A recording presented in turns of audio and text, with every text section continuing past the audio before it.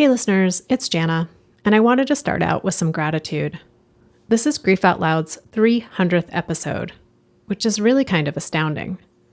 That means 300 in-depth conversations with people from around the globe who trusted us with their story, and 300 episodes of you tuning in and making the show mean something. If you'd like to help me celebrate, you can head over to Spotify or Apple Podcast or whatever platform you use to listen and give us a rating, a review, or just make sure you're following us. Maegan Parker Brooks is the perfect guest for this milestone episode. She's an associate professor and chair of the Civic Communication and Media Department at Willamette University, where she teaches courses in death and grief communication and also facilitates a grief support group called Diversity of Loss. In addition, Megan's a volunteer at Dougy Center, and in that role, she co-facilitates a group for adult caregivers of teens who are grieving. Megan's heard a lot of stories about grief related to both death and non-death losses, but she also has her own. In the past few years, her dad died of a heart attack, her sister Emily died in 2020 from an opioid overdose, and most recently, her mother died.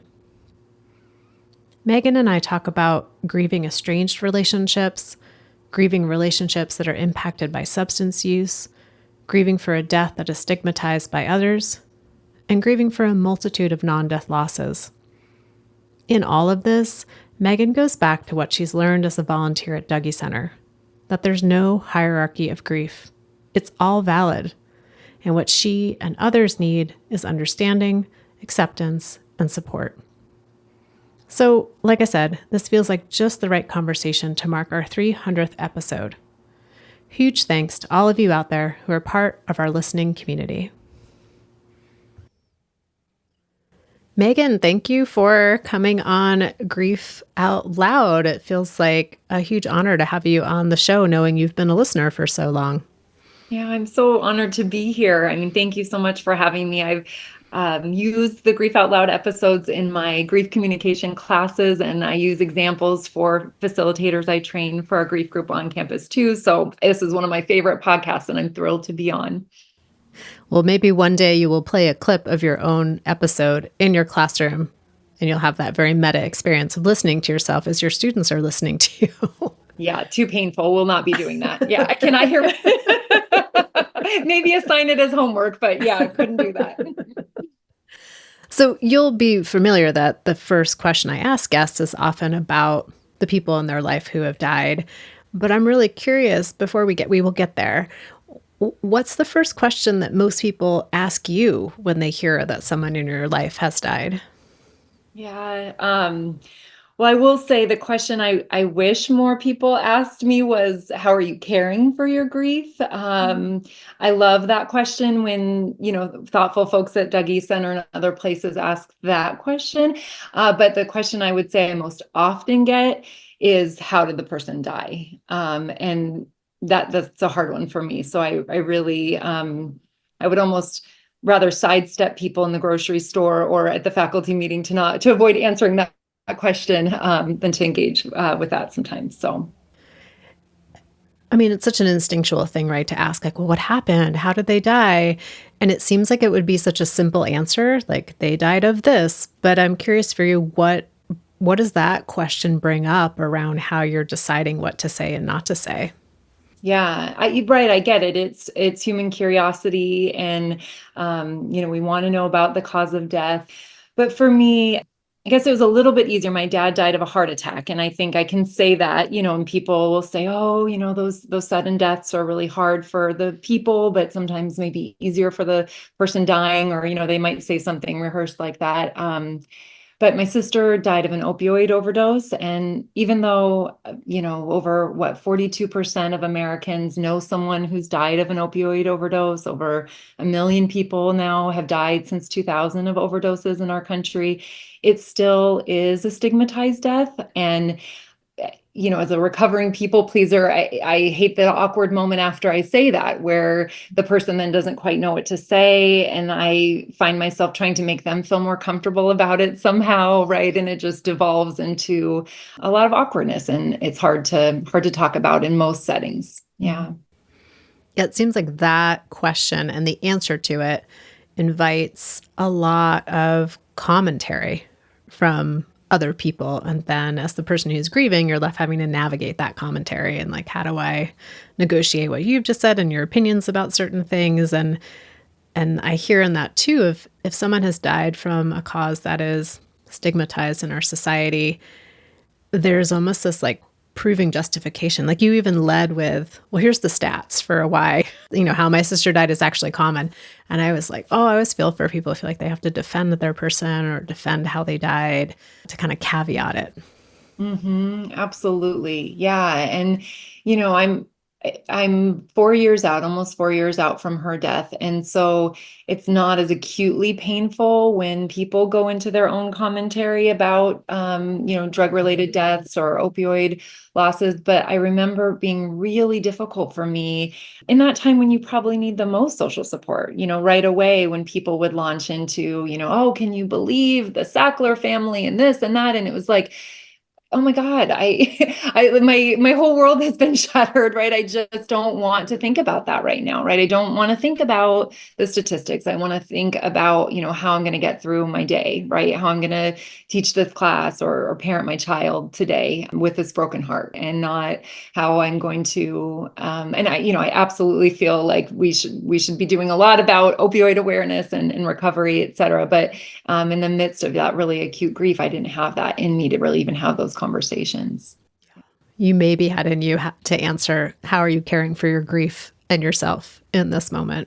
Yeah. That's exactly right. And there were, thankfully, I was surrounded by thoughtful people too, right? Who knew to ask those kind of questions.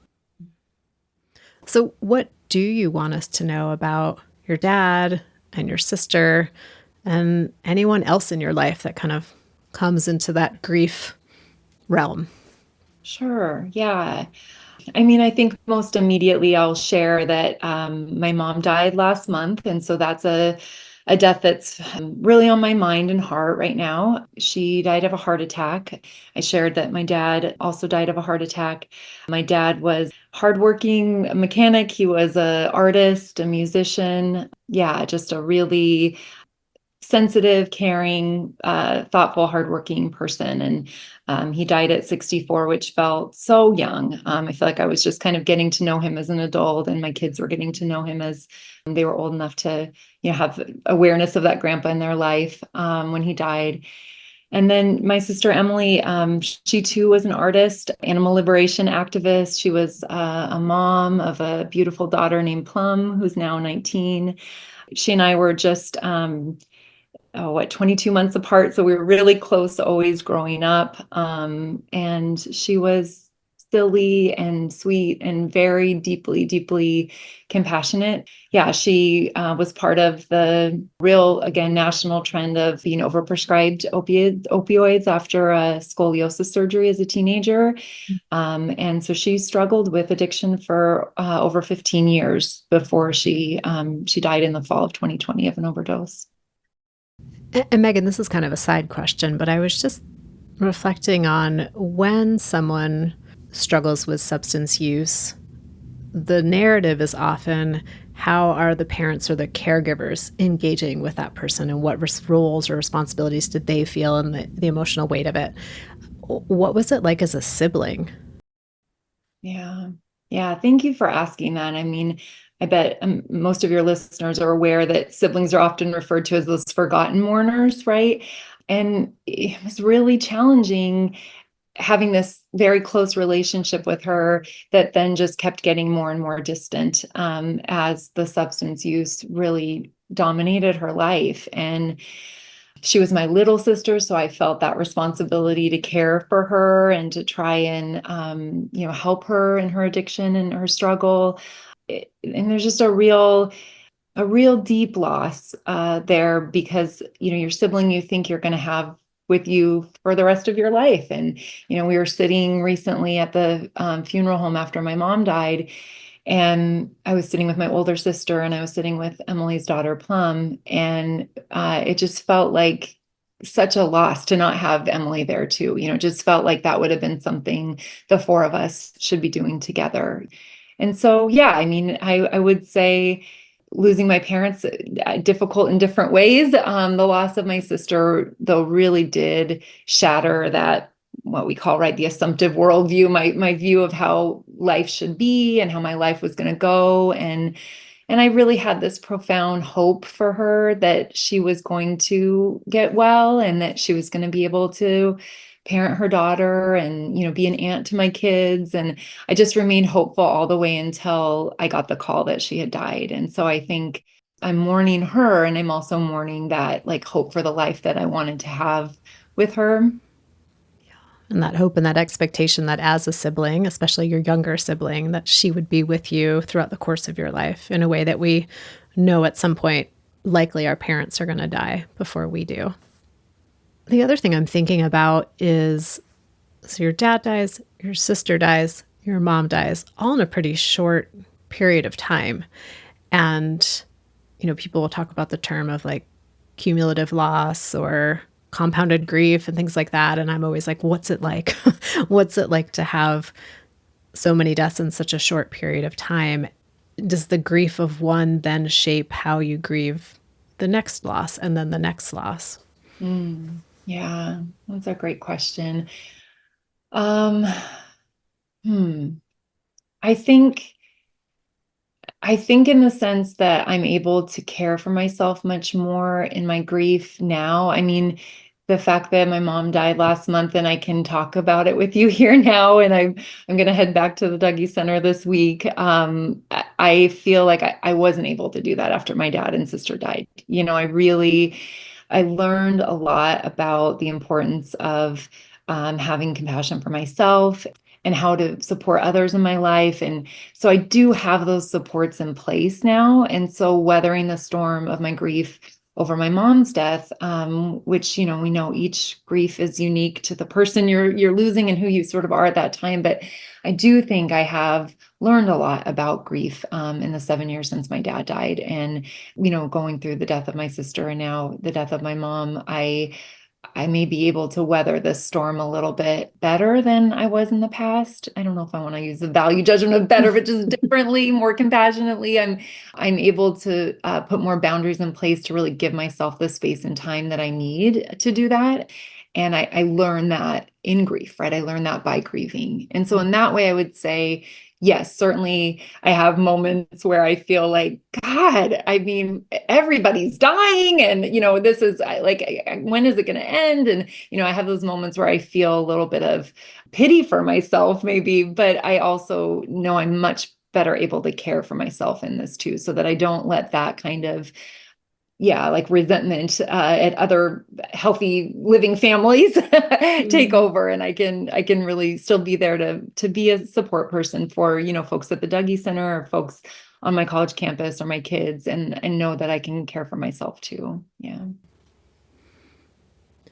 One of the unique aspects in your grief, particularly around your mom, who died so recently, was being no contact with her for many years. And that's its own kind of grief. And I wondered how you talk about that or describe that to yourself and to others. Yeah.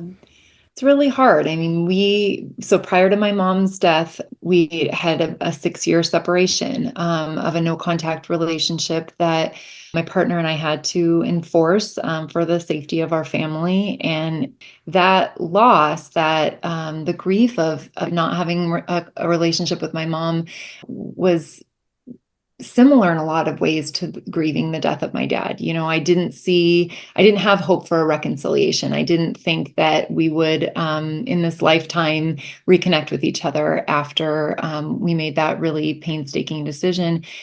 And beyond that, we don't really recognize the no contact relationship as a form of grief, I think, in our broader culture. I mean, nobody brings you a casserole when you decide to go no contact with your parent, right? And in fact, there was a fair bit of judgment that I would receive from acquaintances when I would mention that, they would ask, oh, couldn't your mom help with the kids, or couldn't your mom help with this? And I'd say, unfortunately, we can't have a relationship with my mom. And again, it incited more questions and, having to explain why really painfully. And I felt like, there's a stigma about that too. There's a stigma about making that decision, which does just compound the grief, because clearly I wish things could have been different.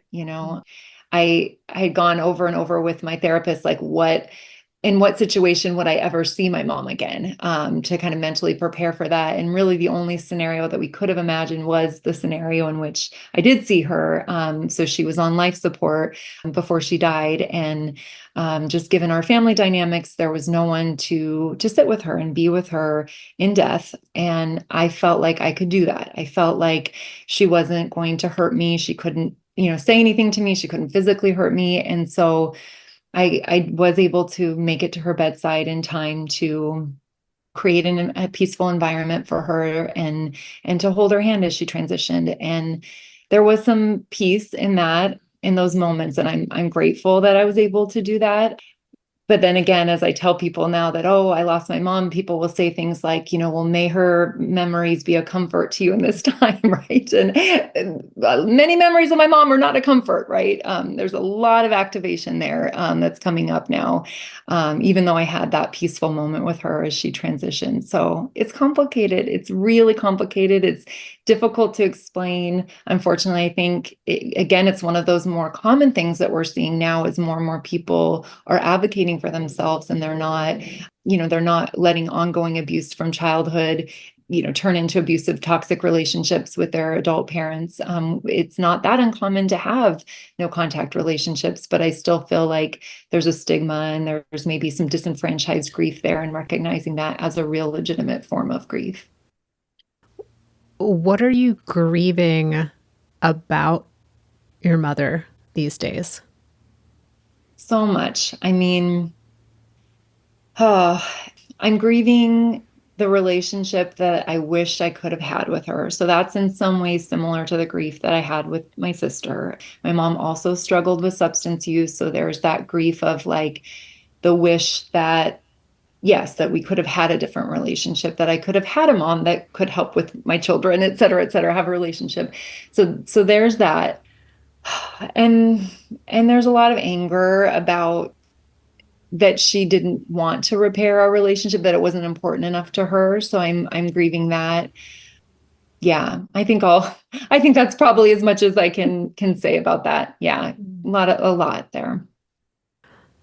We touched on this a little bit, but moving into kind of your professional role, you're someone who studies and teaches about grief communication.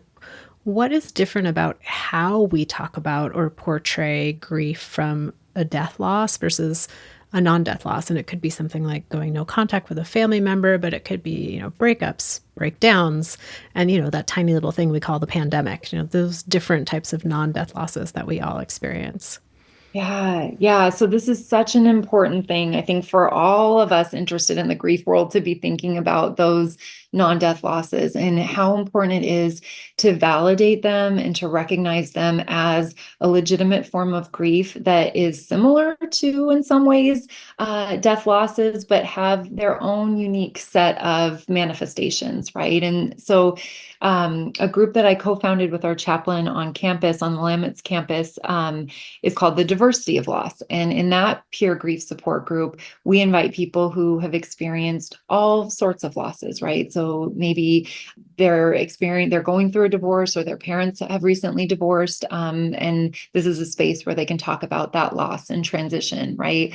It might be a gender affirming transition that they're experiencing, and, senses of loss and difference that surround that pivotal moment in someone's life.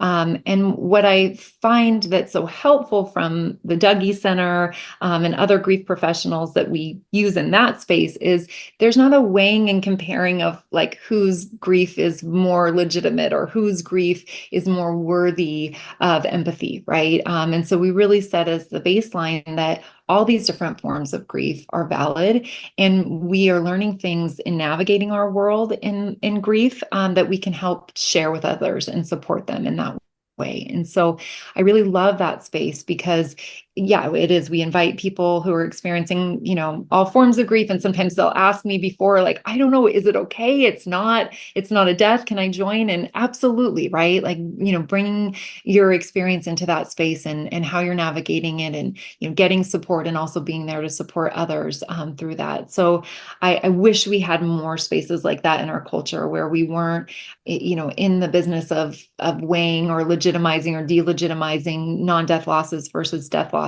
when it comes to grief, because they all matter. And if they're impacting your life, then you need support, right? So I really love that space that we have. In that group that you run, is it a mix of folks who have death and non-death losses, or is it all folks who have non-death losses, but a variety of them? Oh, great question. Yeah, it's a mix. And every semester it sort of changes up what our mix is. So, yeah, it's a combination of people who are experiencing death and non-death losses, and which, folks who are experiencing death losses those are often compounded by what, we call secondary losses or non-death losses too. And so they'll find points of connection in the group over those as well. I think that really speaks to the container that you and your co-facilitator must create, because I know for me and in the groups that I run, it's all death loss. And there's often some conversation of how frustrating it can be when folks who have had a non-death loss will compare their loss. But again, it goes back to that comparison. So I've always been curious of, like, is it possible to do a group with both of those things happening at the same time? So you have proven that point. Well, one of the real key ways that I've found to navigate just what you're naming is it's an art-based group. And so there is a dialogue component to it, but each session we're doing an art-based activity. And so I think that ability to tap in below the thinking mind, or maybe some might say like above the thinking mind, into that creative, more somatic space where we can reflect about figural representations of our grief, right? I think that really does help break down the common human tendency to compare or to feel like nobody understands, to feel isolated, right? And so for me, it didn't work as well when it was all dialogue based. And then really one of the things I learned from the group is every time I tried an art-based approach, we were able to have a deeper conversation, and we were able to get out of some of those silos about even implicitly comparing the depth of our grief too. I wanted to go back for a moment to kind of the time period of when your sister died, because it's so important to acknowledge, like, contextually what was going on when our losses occur, because we can't separate those things. And it was pretty early on in the pandemic. You've written a bit about what it was like. Your sister has died, and, like, what do we do? How do we honor her life? How do we do this in this context? And so I wondered if you could just illustrate that a bit for our listeners. Yeah, absolutely. And I think so, Emily died in October of 2020. So months into the pandemic, it was, painful for so many reasons, but I couldn't be there. She was in a treatment facility for the month before she died. And because of COVID protocols, like, she couldn't have any visitors, right? And so that was difficult. And then, she died alone in her apartment. And unlike with my mom, I couldn't, like, be there to care for her body after she died. And then we had this question of how are we going to mark this, or how are we going to celebrate her life? It was a shock, her death was, and there were all these COVID protocols in place. So the idea of having a gathering didn't seem wise. And so ultimately it was a dear friend and neighbor who encouraged me to have a Zoom memorial. So I organized that. And in some ways that was really beneficial, because she at this point had friends scattered across the United States. I mean, most of the friends that reached out to me after she died were friends from high school. So friends from depths of substance use. And so I was able to, gather those friends on social media and put the word out, and they could come and share memories. And I just felt highly motivated to do this in large part because at the time, her daughter was 15 years old, and I really wanted her daughter to hear memories of her mom from before the times where they couldn't have a real relationship. And so I'm glad that we did it. It was not the same as an in-person memorial. We weren't there able to hold each other and have that shared feeling of celebration, but we did have her daughter put together a beautiful memorial video, so we were able to play that, and people were able to share memories of Emily. And I'm glad that we did something, even though it felt like just an additional obstacle or hardship in an already really difficult situation. And I imagine many of your listeners can relate to that, right? Like, the not being able to be there with your person when they were dying during the pandemic, and then not being able to gather with other people to celebrate their life and to get that support. I mean, it felt like, that compounding grief, just loss upon loss upon loss. Like this already devastating, heartbreaking thing has happened. And now I'm faced with all these other heartbreaking aspects of trying to do the more common things that we do when someone in our life has died. And those are all way more complicated right now. Right. And, memorials really serve so many real therapeutic purposes for grievers, and so I wrote the eulogy, and just the ability to go back and tell the story of Emily's life and think about how I wanted to tell it honestly, but compassionately. That was really significant for me, that time I spent writing it.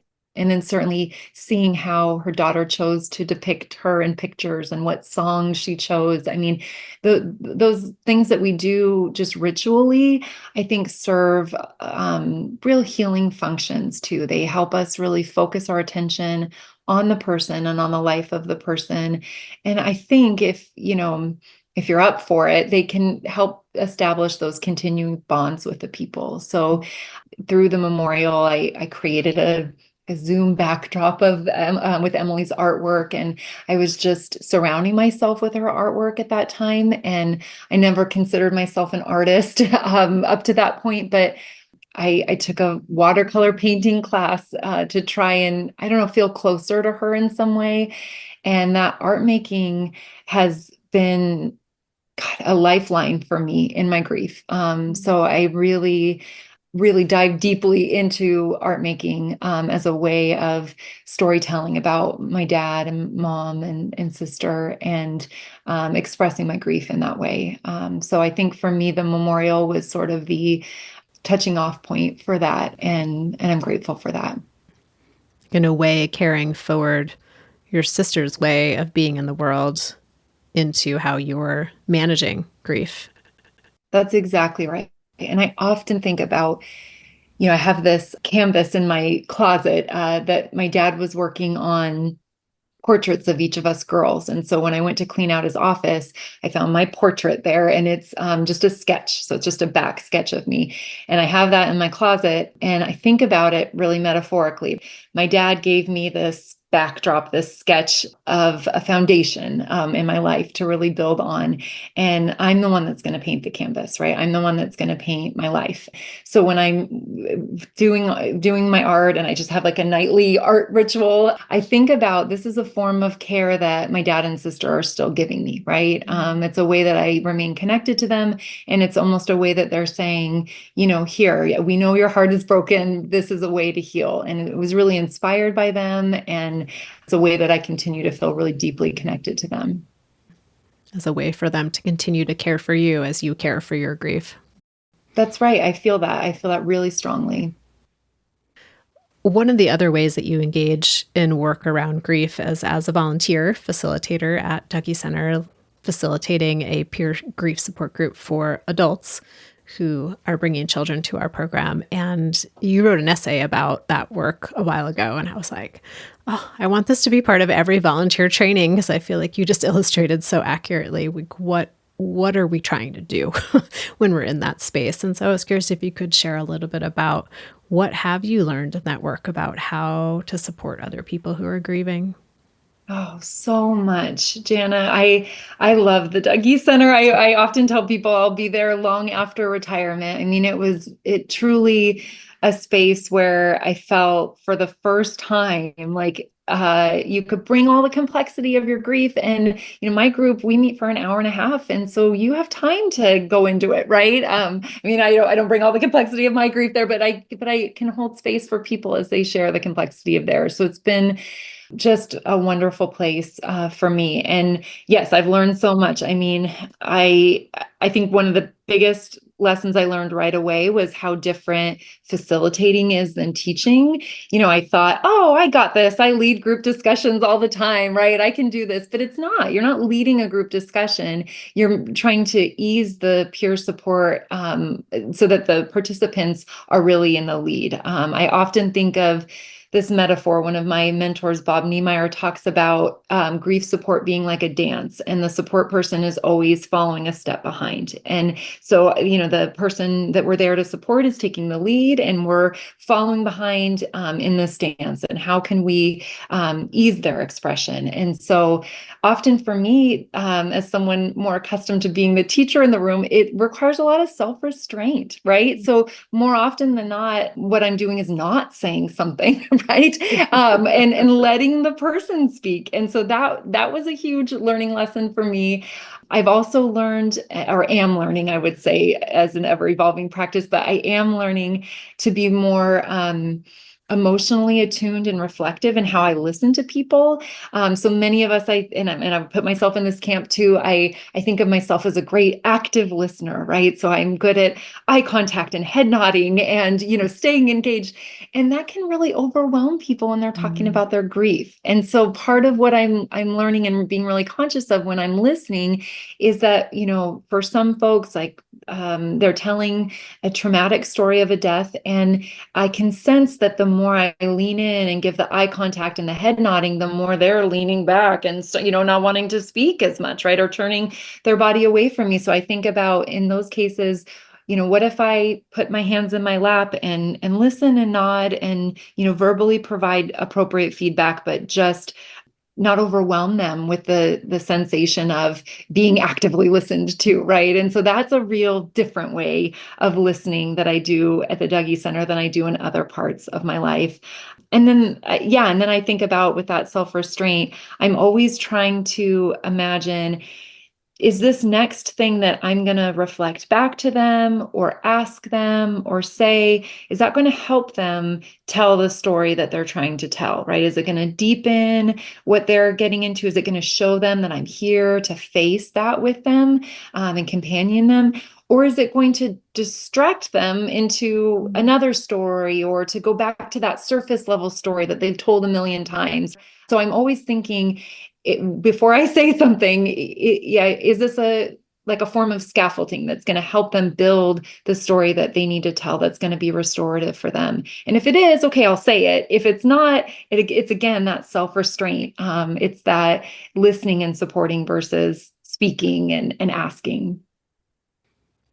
So half of the communication piece is listening, right? As you just eloquently described, and the different ways that we can listen. And then the other part of that is the speaking, the talking, the communicating, whether it's words or other ways of communicating. And you've written about this idea that we have communication with acquaintances, specifically around grief, the people who are closest to us, but then also with ourselves. And I'm curious, like what's been different for you on those different levels of communication? What have you learned about that?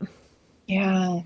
Yeah, so if you have visual listeners or visual learners as listeners, maybe they'll benefit from these metaphors. If not, maybe I'm using too many metaphors. But I think about the different layers of communication we have, almost like the layers of the earth, right? So you have that sort of outer mantle that might be the acquaintances, and there I think about what protections do you need to put in place when you're communicating about your grief? I love Dougy Center has a grievers bill of rights that they put together with youth, and thinking about, I have the right to share or not share about my person. I have the right to share or not share about aspects of my grief. And so when I'm communicating and when I'm teaching other people about communicating with acquaintances, I encourage folks to think about those self-protections that you need to put in place. Is this a safe person? Is this a person who's going to hold your grief with care and really listen to you? Or is this someone who maybe feels like they're checking off the list of what it means to be a good person? Oh, I better ask them how they're doing in their grief, and really weigh that and think about that. Maybe even, is this a time of day or a setting in which I feel like I can open up about my grief, right? So kind of having those, what we call privacy management criteria in mind when we're communicating with acquaintances. And then when we think about getting into the deeper level of people that are close to us, so family could be, chosen family, it could be friends that are close. You don't need to have a robust support group in grief. I mean, wonderful if you do, right? But in my experience, if you have, one or two people who you really can trust to listen to you and know that they will hear you in the fullness and the complexity of your grief, then really, building strong relationships with those people, letting them in, letting them care for you in ways that they probably really want to do. That's hard for me sometimes, of not wanting to place a burden on other people, but I often think like it's reciprocal. I would be this person for them. And so I want to let that person be there for me too.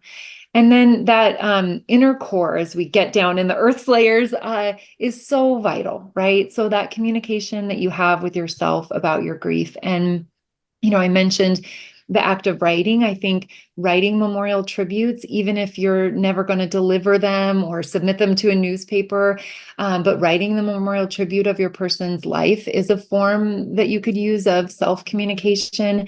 I teach a lot about journaling practices, both visual journaling practices as well as journaling in words about your grief. There are wonderful workbooks and with prompts and things, but often you can just, start with thinking about the sensations you're experiencing in your body and reflecting on those. So attuning yourself to your body's responses to grief as a form of communicating with yourself and honoring that space that you need. So I do this, through art. I do this through journaling. I love the art of memorial tributes. And I know that you can call them up on ChatGPT now, and there's all these programs to just fill in the blank, but I don't think that we can really replace that, real millennia old art of creating eulogies or obituaries, memorial tributes for our people. That can be a real healing act to do too. And it can be a form of that self-communication. You never have to share that with anybody, right? That can just be for you and your own memorial reflection. Two things came to mind as you were speaking. One is that for some folks, when they're grieving, they look at the landscape of the folks in their life and they think, okay, these folks are in the acquaintance land and these folks are in the close land. And then when grief comes around, sometimes those positions get swapped. That there might actually be somebody who's in that outer realm who ends up being the one person they can speak openly and honestly with. And then the people in their closest realm are the folks that maybe have the hardest time showing up in a way that feels, it's weird to say the word distant, but I think about sometimes you need to have a little emotional distance to really be present with the full spectrum of someone's grief experience so that you, as the listener and the supporter, aren't as impacted to the place where then you need the support too. So people can just get a little jumbled up when someone in our life has died. Oh, I think you're absolutely right. Yeah.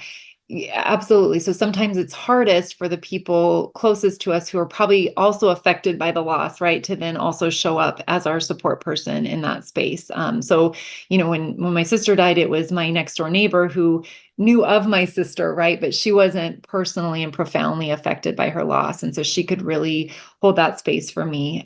And, I had had the experience where my sister's girlfriend, who I had known since middle school, but wasn't in close contact with and wasn't really great friends with at this point in my life, she and I became much closer after my sister's death. And we did what I would describe as like a turn taking. Like there were days when I really needed her, and then days when she really needed me. And so we could hold space for each other's grief, at those times, and then almost alternate. So sometimes you might be fortunate to find that where someone that you already have maybe a close or relationship with, or they were really affected by the loss too, they can empathize really deeply with you, and also maybe take turns holding that space for each other. Yeah, that's another thing that comes up often, is that when you are faced with the people who knew the person who died deeply, maybe not exactly the same way you did, because we all have different relationships with people, but there's a longing to want to be able to connect on that deep level of grief, because this is the only other person maybe who knew my dad in this way or knew my sibling in this way. So that there can be grief around who you can and can't grieve with, even within your close circle of people.